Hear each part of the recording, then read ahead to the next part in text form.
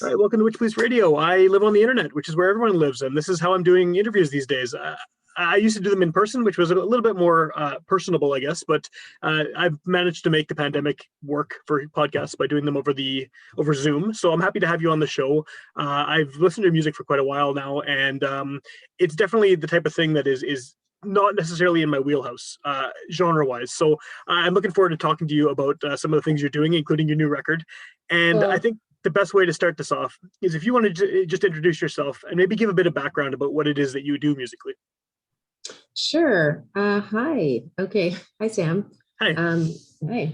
Uh, I'm Erin. What can I tell you? I mean, my background of music is, to me, it all feels very natural, but I think when I say it out loud, it starts to sound really varied. But Okay.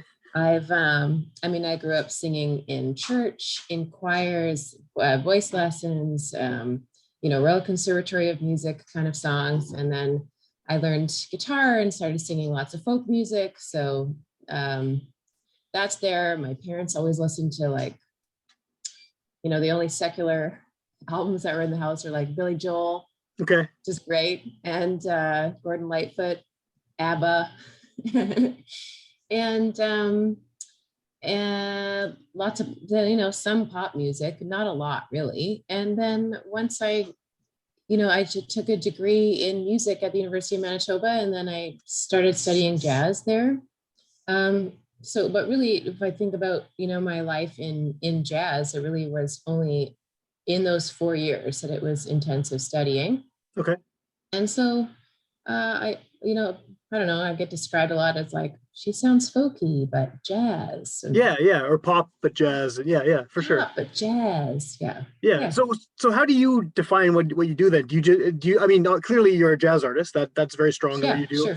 But do you use those kind of combination genres? Do you say, you're jazz folk or jazz pop, or do you just sort of say you're a singer and leave it at that? Yeah, I just say singer-songwriter. Okay. I'm a writer and I'm a singer. And when I check a box, which I have to do, a few times a year, it'll be jazz, pop, folk.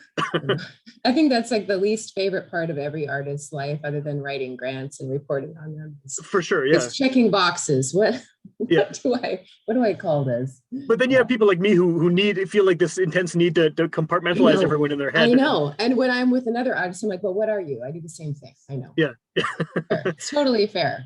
Yeah. Well, and it's all of those genres you mentioned. I think they do, from what I've heard of your stuff anyway. They do fit your sound. Sure. And I guess when I said at the beginning that what you do is not necessarily in my wheelhouse, I came to listening to jazz like later in my 30s, really. Before I listened to a lot of other stuff. I was into punk rock and reggae and hip hop and soul and all this stuff, and folk music too, for sure, and country. But jazz sort of grabbed me when I was already an adult, and even within that, my idea for a long time of what good jazz was very noisy and avant-garde and kind of out there stuff, right? So what you do is a lot more straightforward and a lot more traditional, and for whatever reason it is, I can't figure it out what it is about it, but it really grabbed me the first time I heard you. I saw you live somewhere, and I think it might have been at Essenmine Park at one of the garden shows, and I loved it. I have some of your music now. I have the previous album, and whatever you're doing, it works for me. And so, loving it. Yeah. So, I guess what drew you to the kind of jazz that you play? Because it's one of those genres that's a big umbrella term, and there's so many different subgenres within it. For whatever instrument you're playing, whether it's a vocalist or a sax player or a drummer, there's so many different sort of sub forms of jazz. What is the appeal of the style that you do now? Well, I really just choose songs and try to write songs that feel natural to me. So, as a writer and as a vocalist, I have the great benefit of text. Right. And so a song will mean a lot more to me if it has any part of its text that I can gravitate towards. So like there's some, jazz standards that, I've sung because I've had to, but like a lot of them have terrible lyrics. Let's just be honest. They're from like really kind of corny musicals from the 30s and 40s. And I don't want to just, get down on that stuff. It's not like it's has no value or anything, but Yeah, just I guess songs that appeal to me are like the text means a lot. I have to gravitate towards the text, and I want the melody to be singable for somebody else. So that's when you say like your sound is more traditional, and I like to think of it as accessible as well. That often the melody is singable and somebody can hear it and then maybe repeat part of it. Even if it's just fairly pedestrian listener, that they can still repeat it, but then maybe you would analyze the harmony underneath it and the structure of the tune and go, oh, there's more beneath the surface of what's going on there. So those are some elements for me in a song that will make it important for me to sing and valuable for me to sing. And then of course, if you're talking about the record that recently came out with Larry Roy, that's, like any collaboration, some things on there, you're like, oh, I really love that. And other things where you like it, but it's, you have to compromise with someone too. sure. So some of that stuff there, I'm there because I'm there with Larry. And some of that stuff, Larry is there because he's there with me. Right. And, but I think that answers the question. It does. Yeah, yeah. I was going to ask you next, actually. What is the origins of your partnership with Larry? Because this is not the first time you've played with him, obviously. And how did that come together? Because you work well together, based on everything I've heard that you've recorded. It's a good complement to each other's sounds. Yeah, thank you. Well, yeah, sure. He was my professor at the University of Manitoba. Yeah, he was my prof. And Larry still teaches improvisation, like musical improvisation at the School of Music. He teaches, he's the director of guitar studies there. And for a number of years, and I think he still is now, he'll often teach the vocalists as well for a part of their major practical. And when I was a student, I had about an hour, I think, with Larry every week. Okay. And so he would help through arrangements a lot and just help choose like what direction do you want to take this song in? And because he has a lot of studio experience and certainly tons of arranging and composition. And just when we would arrange together, yeah, we just kind of understood each other. There was a really excellent musical rapport going on. And anytime that you find that as an artist, you grab it. And as a student, I was just like, Larry Roy, he's like this. He's a total legend. Like he's just an amazing guitarist. He's a Canadian like icon guitarist. And he's on everyone's records too. Like his name pops up everywhere. Yeah. Yeah, he's everywhere. Yeah. And any singer is like loves to play with him because he creates a whole like world for you to live in with his guitar playing. Like I've sung with lots of people, and sometimes you just feel like the bottom's going to fall out underneath you. Like, oh, okay, I've got to hold that together, and I've got to think for them in some of these times. And not to say people haven't had to think for me; they certainly have had to over the years. But Larry, that's never there. We pick up where the other left off, kind of thing. Like he always is there. Nothing's ever going to fall. And so as a student, it was awesome to play with Larry. But I didn't assume that kind of thing happened. I assumed that happened with everybody with Larry, this great rapport, right? Right. But before I graduated, he just was like, if you wanted to do work outside of the university, I would work with you. And I was like, and I actually tested that on another friend. I'm like, he probably says that to everybody. Yeah. And they're like, I don't think he does. So I think you should do something about that, Erin. You should take him up on it. So I did. And we just, actually, Luke Selleck is a really amazing, a good friend and a bass player. I don't know if you've ever talked with Luke before. I haven't talked. No, the name's familiar. Sure. He's an acoustic jazz player. He'll be on some records around town too. But he moved to New York, I don't know, like 6 years ago after doing his degree here. And then he did his master's at Juilliard, and he tours right now with all the living legends of jazz. Well, pre-COVID he did. So really great guy. But before Luke moved away, he was the one who first hired me and Larry together for a trio gig at Jazz Winnipeg Jazz Festival. Oh, cool. One summer. And so that was the first time we played together on a gig, and we're like, yeah, this is working. This is totally working. And so then we just kept working, and we worked towards that first record. And then poof, 8 years went by. We played together all this time. We're still always working together. And then here we are, trying it again. What do you think is sonically complements each other? Because as a listener, I'm curious what you think about this, but I feel like Larry's playing sounds very lyrical despite not having words. And based on what you were saying earlier about the text of the songs and the importance of that, that's what to me seems like a good mesh between the two of you. Obviously, that aspect of it is important, even if he's playing without saying words with his instrument. Yeah, I agree with you. He's a lyrical player. He has a ton of harmonic information, but also so much rhythmic information, which certainly goes with what you're saying about him being a lyrical player, because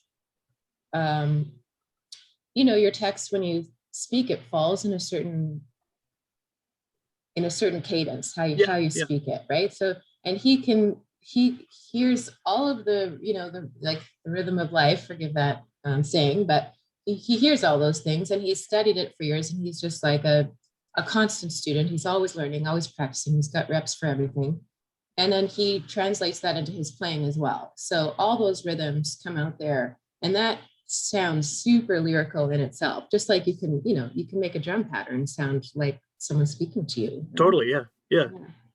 What was the experience like putting this record out now? And I don't want to dwell on the pandemic so much because everyone's sick of hearing about it and talking about it. But compared to your last record, this is obviously a very different experience in how you just put it out in the world, right? Yes, it is. It's just so hard to compare it to the first one because there's so much different for us. Like our lives, the landscape of our lives aside from COVID is different. Yeah. This record came out on a label, so we're supported in ways that we never were. So if we'd released this without a label right now, knowing the same information I knew the first time, like I don't know how it would get out other than to like the few hundred people in Winnipeg that still follow us after 800 after 800 after 8 years. Yeah, that probably seems like 800 years. Yeah. 80 years ago.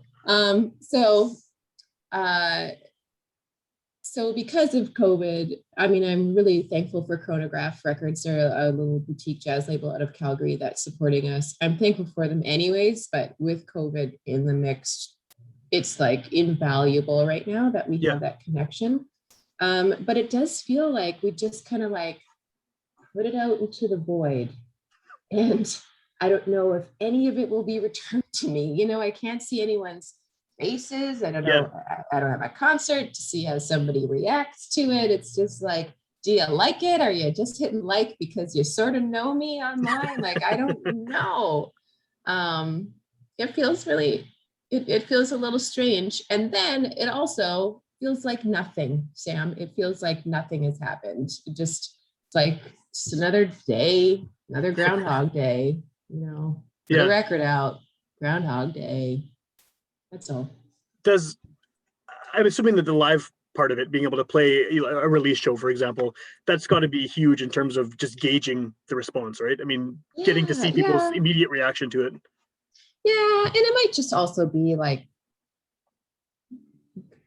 so much of being an artist is, I don't want to say it. I'm going to say it. Is like you have to like really, really believe in yourself, right? Of course. So maybe the release concert is really just like a little bit of an ego trip. You're just like, but it's also a celebration. I don't know. After having 3 children, I don't like love myself as much as I used to. There's not room for that. I have 2. I get it. Yeah.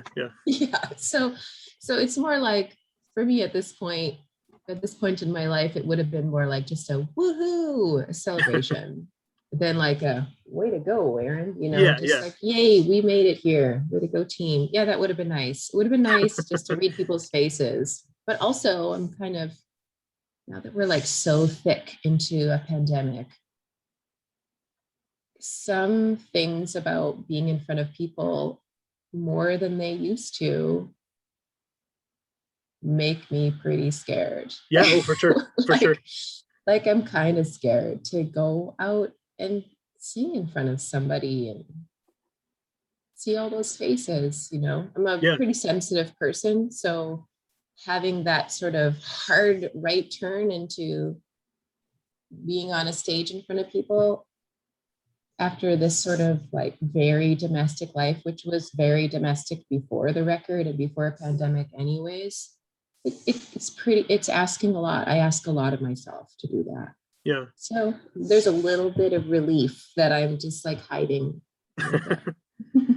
Have you been able to get, I know it's really new, the record, but have you been able to get some feedback? I mean, even if it is just from the 800 people that, or 100 people that know you on the internet? 100, 800, I don't know. Whatever the number was, yeah. Whatever that number is. Yeah. No, I think I said I was been alive for 800 years. Right. Yes, we've had like, I don't know, like half a dozen reviews now from Canada, international, and States. And those reviews have been really like very positive, all positive. So that's great. I don't know if our publicist just doesn't show us the negative ones or if they just show us the positive ones. But thank you, publicist, for only showing me those positive ones at this fragile time in my life. Yeah, it's been positive. I'll tell you something that they say. Well, one person said that they heard a solo of Larry's and they had to like rewind it to hear it again because it was so amazing. Like, of course it was. You're listening to Larry Roy. It's amazing. One time Larry told me when I was like nervous about this one song and I was always screwing up whenever I took an improvised solo on it, like every single time. And he's like, Erin, here's what you got to do. That first solo of the concert, you just got to like get out of the gates running, just like blast them the first time you get out. And that's what Larry sounds like all the time. He is never holding back. It is like, whether it's a ballad, it is like so painfully soulful and thought out, or it's a rock tune or whatever he's playing. It's like pedal to the metal. Yeah. Anyways, so that's been said about Larry, which is great. And then I think every single one, if maybe one of them didn't, but I think every one of them, I'm going to brag a little bit. Go for it. Said that I sound like Joni Mitchell. Like, this is what Joni Mitchell, yeah. And I've like not heard that in a long time. I've heard that a couple times in my life. But that's been an interesting one to kind of,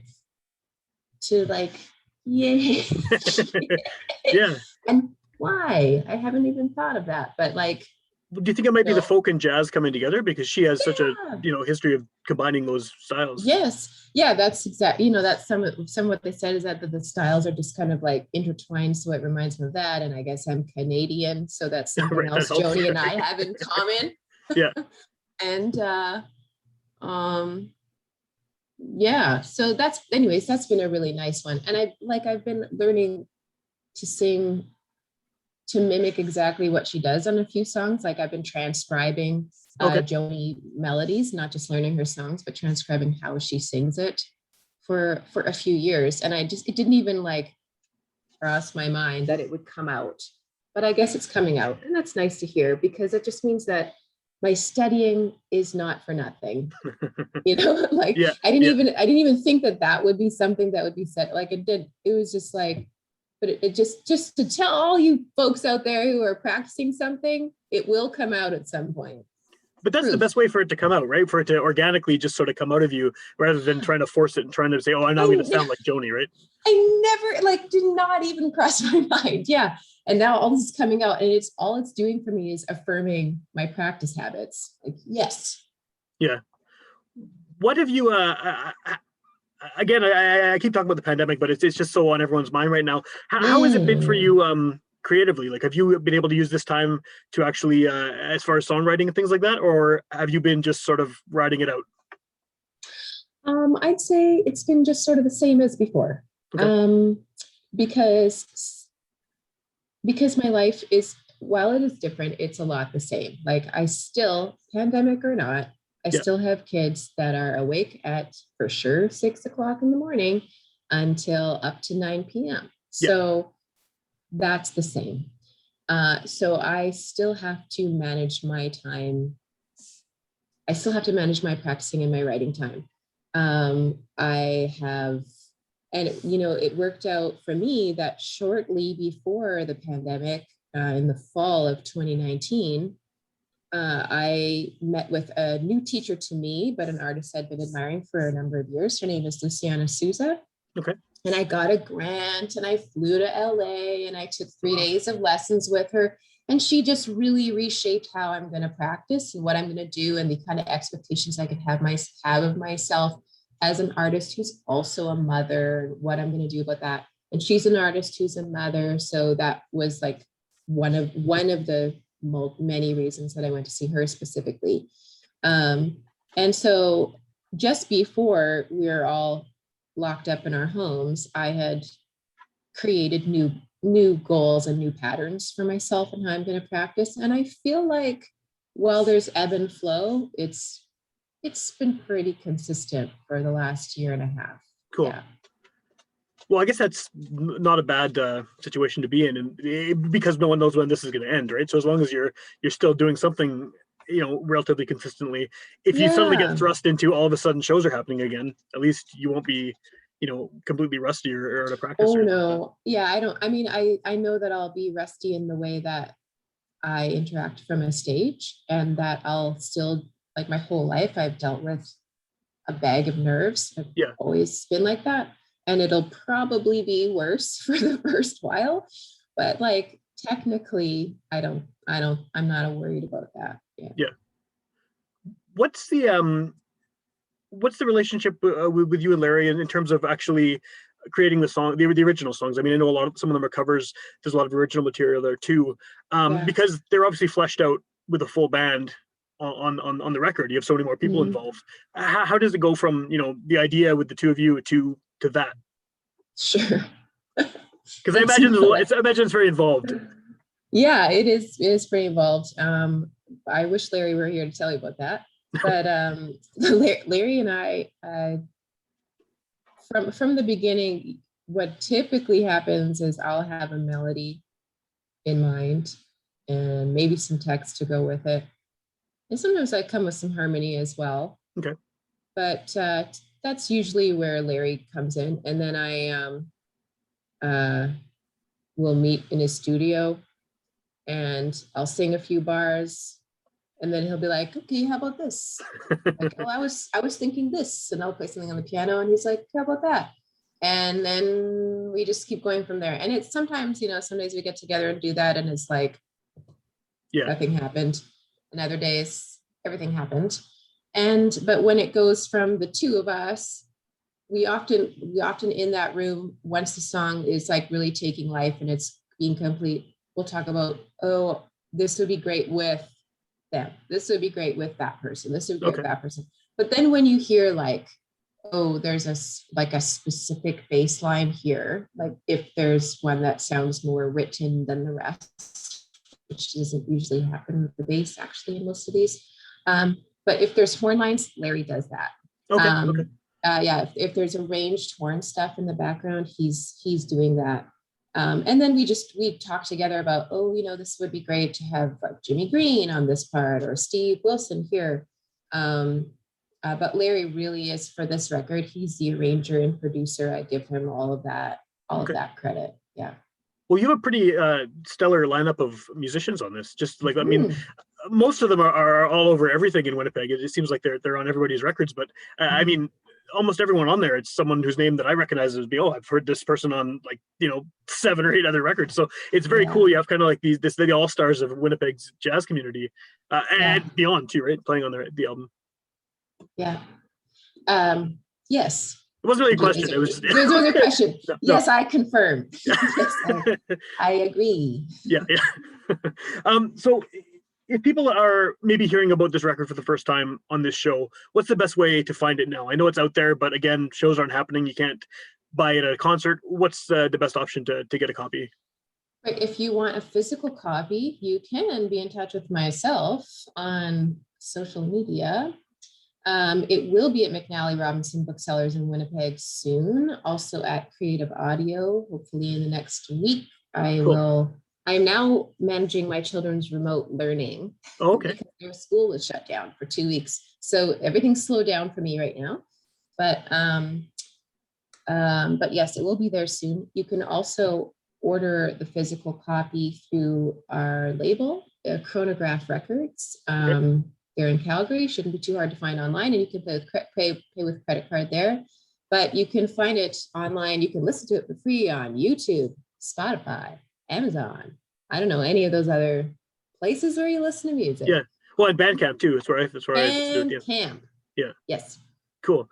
What is your experience been with putting this stuff out on streaming platforms? Because I know that's kind of the way music is going these days, but I often wonder about certain genres of music, and jazz is one of them, and country is another one, where I know that physical media it still seems to be very important. And as someone who, like, I don't listen to Spotify or any of that stuff, I can't figure it out. I just listen to CDs and tapes and records because I'm set in my ways.